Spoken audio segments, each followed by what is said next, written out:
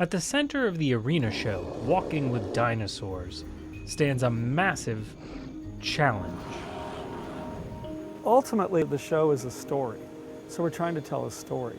So in order to make the show more engaging and compelling, they have to be believable creatures. They have to have sort of behavior and personality that we can watch and understand.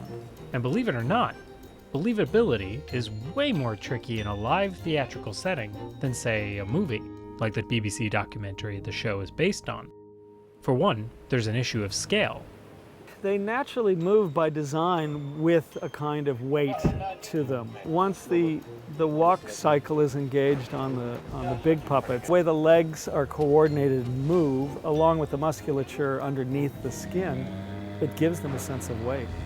With such enormous stars, nearly all of the show is highly choreographed. The movement around the stage is choreographed and set.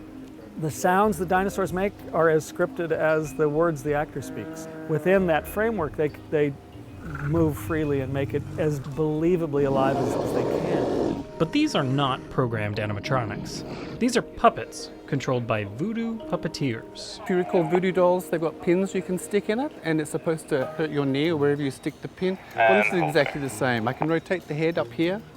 This little toggle gives me my direct control of the head up and down, left and right. And if it looks like it's breathing, I can punch up and down. I can make it tilt forward. I can make it tilt back. The voodoo puppeteers don't actually move the dinosaurs around the stage. That job belongs to a driver. And he sits like he's in a racing car, and he steers with his feet left and right like that. That's right, kids. You too can grow up to drive a T-Rex. And if for some reason that doesn't sound like the best job in the world, We also have a different kind of puppet, a suit puppet that the operators wear on their back, like a giant backpack. An 80-pound backpack that looks like a raptor. controlled by lucky actors, like this fellow. My name is Matt Olver, and I am a dinosaur.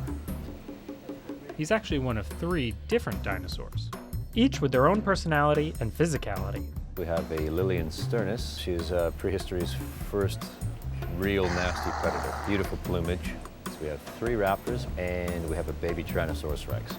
So I can control the arms, and the legs, of course, are attached to my legs, and everything, the neck, the head, the jaw, and baby T is a lot more articulate. You can express a lot more with that suit.